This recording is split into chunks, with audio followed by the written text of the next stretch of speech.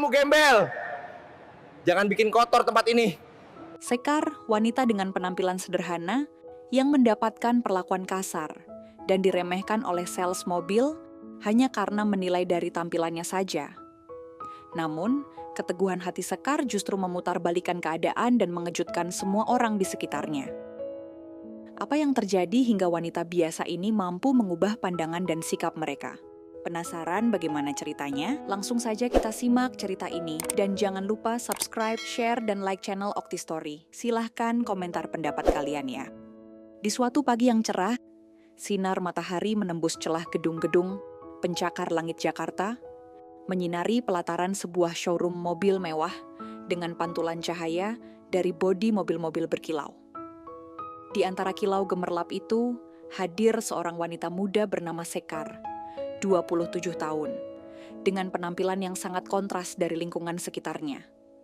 Sekar mengenakan kaos putih polos, celana pendek hitam lusuh, dan sandal jepit yang sudah usang. Rambutnya dikuncir sederhana, tanpa polesan make up di wajah. Ia menenteng tas selempang kecil dari kain kanvas, yang lebih cocok dibawa ke pasar ketimbang showroom mobil miliaran rupiah. Namun langkah Sekar mantap. Ia tahu apa tujuannya. Dia tidak datang untuk lihat-lihat. Dia datang untuk membeli. Di dalam showroom, puluhan mobil mewah berjajar rapi. Dari sedan sport hingga SUV listrik terbaru, semuanya memancarkan aura eksklusif. Suasana sejuk dan berkelas itu mendadak terasa dingin ketika mata seorang sales bernama Randy menangkap kehadiran Sekar.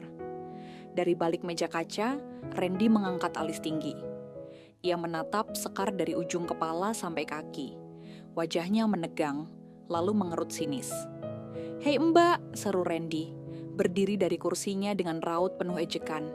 Suaranya nyaring dan menusuk, cukup keras hingga menarik perhatian beberapa pengunjung yang sedang melihat-lihat mobil. "Ini showroom mobil, bukan tempat numpang ngadem." Sekar berhenti di tengah lorong mobil-mobil mewah, wajahnya tetap tenang. Ia mengulas senyum tipis, mencoba bersikap ramah, meski hatinya mulai terasa tak nyaman. "Saya datang ke sini karena ingin bertanya soal beberapa tipe mobil. Saya sedang memperluas usaha dan..." "Usaha?" Randy memotong sambil menyeringai sinis. "Serius amat, jualan keripik online, ya?" Tawa pendeknya terdengar seperti cambuk yang mencambuk harga diri Sekar. Beberapa pengunjung mulai melirik. Seorang anak muda yang berdiri di dekat mobil SUV bahkan mengerutkan kening, merasa tidak nyaman dengan sikap Randy. Sekar menarik napas dalam, masih mencoba menjaga sopan santunnya. "Saya serius, saya sudah janjian dengan..." Udah, Randy kembali menyela kasar, melambaikan tangannya seolah mengusir lalat. "Nggak usah sok akrab. Di sini bukan tempat buat gaya-gayaan. Kalau kamu mikir bisa beli mobil-mobil ini pakai cicilan Shopee Pay Later, mending pergi aja." Sekar terdiam sejenak. Kali ini senyumnya memudar. Ada luka kecil yang mulai mengembang di matanya. Tapi sebelum ia sempat mengatakan sesuatu, Randy memberi isyarat pada satpam. Seorang pria berbadan besar, mengenakan seragam gelap dengan emblem keamanan di dada, datang menghampiri. "Pak," kata Randy dengan suara tinggi, "bisa tolong usir orang ini keluar, dia ganggu pelanggan.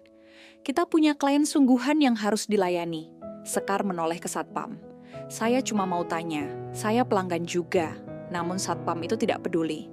Ia langsung menggenggam lengan Sekar dengan kasar, seolah ia seorang pengganggu yang tidak punya hak berdiri di sana. "Maaf Mbak, ini tempat bisnis. Kalau nggak punya urusan penting, silakan keluar. Jangan bikin repot." Sekar meronta pelan. "Lepas!" serunya, kali ini dengan suara yang mulai meninggi. "Saya punya hak, saya kesini bukan untuk bikin masalah." Namun Randy malah ikut mendekat, dan dengan nada memerintah, ikut mendorong pundak Sekar. "Cepat keluar sebelum saya panggil polisi, orang kayak kamu cuma bikin malu." Dorongan itu membuat tubuh Sekar hampir tersungkur. Ia mencoba menyeimbangkan diri, tapi tas selempangnya terjatuh ke lantai. Beberapa brosur mobil di rak ikut terjatuh, menimbulkan suara keras. Sekar memekik kecil. "Tolong, jangan kasar!" Suara teriakannya membuat beberapa orang mulai merekam kejadian dengan ponsel mereka. Seorang ibu muda berbisik pada suaminya. Kok kayaknya keterlaluan ya? Kekacauan mulai terasa. Wajah Sekar memerah. Bukan karena malu, tapi karena emosi dan kekecewaan yang bercampur menjadi satu. Ia tidak menangis, belum. Tapi matanya mulai basah. Satpam menarik lengannya lagi, kali ini dengan lebih keras. "Keluar, Mbak, jangan bikin saya pakai kekerasan." Namun, tiba-tiba terdengar suara berat dari arah kantor belakang. "Ada apa ini?" Seseorang berjalan cepat dengan wajah gelap. Pak Hendra, manajer showroom, pria berwibawa dengan usia sekitar 50-an, muncul dengan aura dominan. Semua langsung membeku. Begitu matanya bertemu dengan wajah Sekar, ekspresinya langsung berubah. Matanya membulat, lalu melunak penuh penghormatan. "Bu Sekar, astaga, saya mohon maaf saya terlambat. Saya kira Anda datang agak siang," ucapnya sambil menghampiri dan menggenggam tangan Sekar dengan hangat. Randy tercengang, Satpam mundur, bingung. Pak Hendra melanjutkan dengan suara keras agar semua mendengar.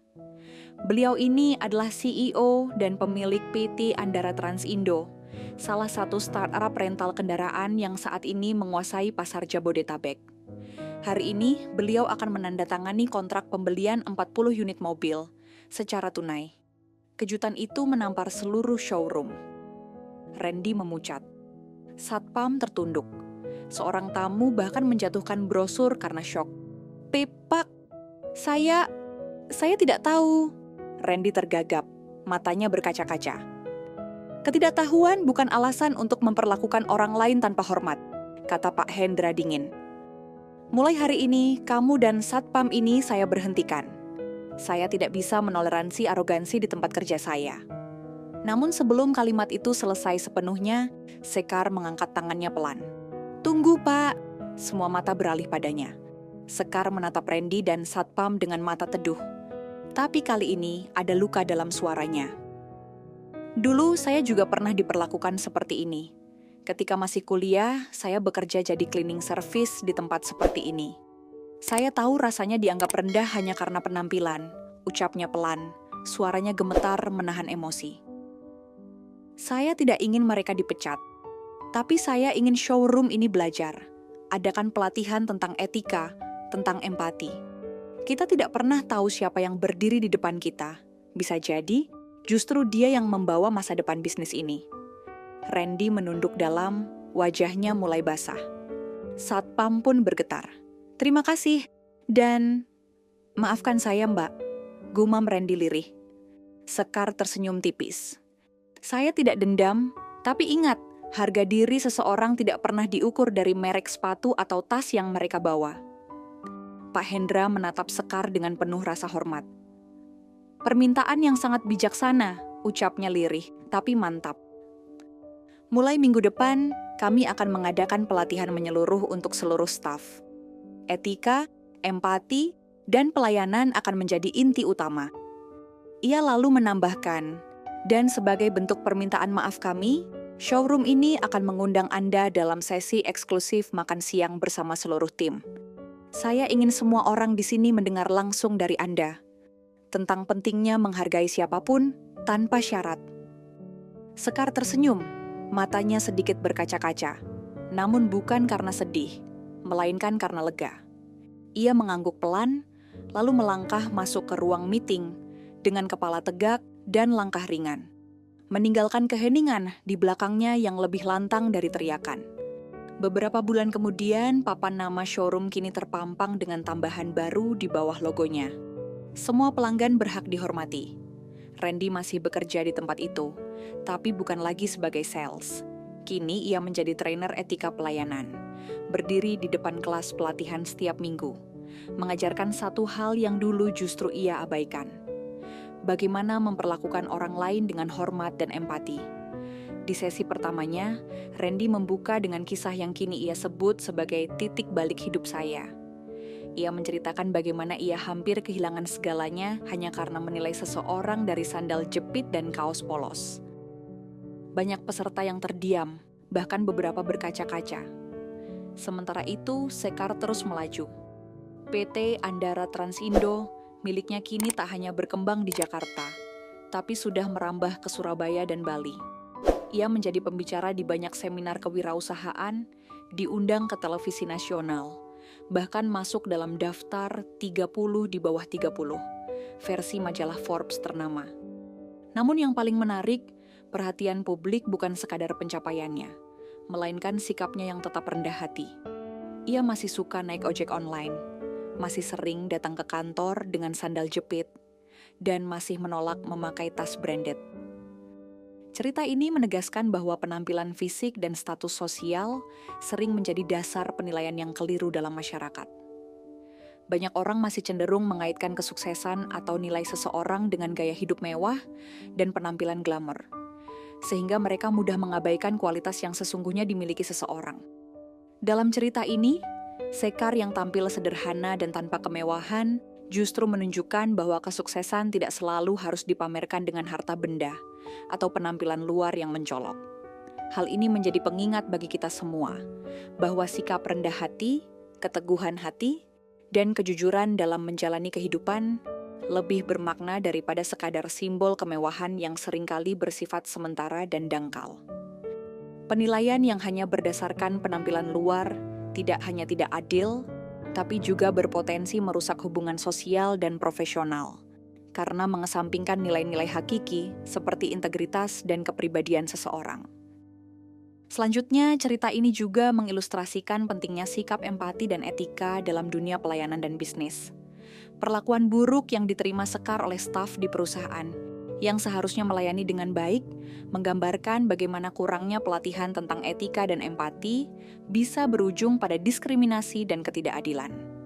Hal ini menjadi pelajaran berharga bagi para pelaku usaha agar tidak hanya fokus pada target keuntungan semata, tapi juga memperhatikan bagaimana cara memperlakukan pelanggan secara manusiawi. Pelatihan etika dan pengembangan soft skills seperti empati dan komunikasi yang efektif sangat penting untuk menciptakan lingkungan kerja yang sehat dan inklusif. Selain itu, perusahaan perlu membuat kebijakan tegas yang mengutamakan perlakuan adil dan menghargai setiap individu tanpa memandang latar belakang, sehingga pelayanan yang diberikan benar-benar mencerminkan nilai kemanusiaan. Dari sisi individu, cerita ini mengajarkan bahwa memberi kesempatan kedua dan membuka diri untuk belajar dari kesalahan adalah hal yang sangat penting. Randy, yang awalnya bersikap arogan dan diskriminatif, akhirnya sadar dan berubah menjadi pribadi yang lebih baik setelah dibimbing dan diberi kesempatan memperbaiki diri. Ini menunjukkan bahwa perubahan sikap dan mental tidak harus dimulai dari luar, tetapi bisa terjadi dari dalam diri seseorang apabila diberikan motivasi, pengertian, dan dukungan yang tepat. Sikap terbuka untuk introspeksi dan perbaikan diri adalah kunci dalam membangun hubungan yang lebih baik dan menciptakan lingkungan yang lebih positif. Kesediaan untuk berubah juga menjadi pelajaran bahwa kita tidak boleh cepat menghakimi orang lain, karena setiap orang memiliki potensi untuk berkembang jika diberi ruang dan kesempatan. Lebih jauh lagi, cerita ini juga memberikan pesan bahwa keberhasilan sejati bukanlah hal yang harus dipamerkan secara mencolok, melainkan dapat diwujudkan melalui kerja keras, ketekunan, dan integritas. Sekar membuktikan bahwa kesederhanaan dan sikap rendah hati tidak mengurangi nilai seseorang, bahkan justru menjadi kekuatan tersendiri. Hal ini sangat relevan di tengah budaya modern yang seringkali mengagungkan penampilan glamor dan konsumsi berlebihan sebagai tolok ukur keberhasilan. Dengan memahami hal ini, kita diajak untuk lebih menghargai makna kesuksesan yang sesungguhnya, yaitu pencapaian yang didasarkan pada nilai-nilai moral, kontribusi positif bagi lingkungan, dan kepuasan batin, bukan sekadar simbol materi. Terakhir, cerita ini mengingatkan kita semua bahwa satu tindakan penuh empati dan kebaikan dapat membawa perubahan besar, baik dalam lingkup individu maupun organisasi.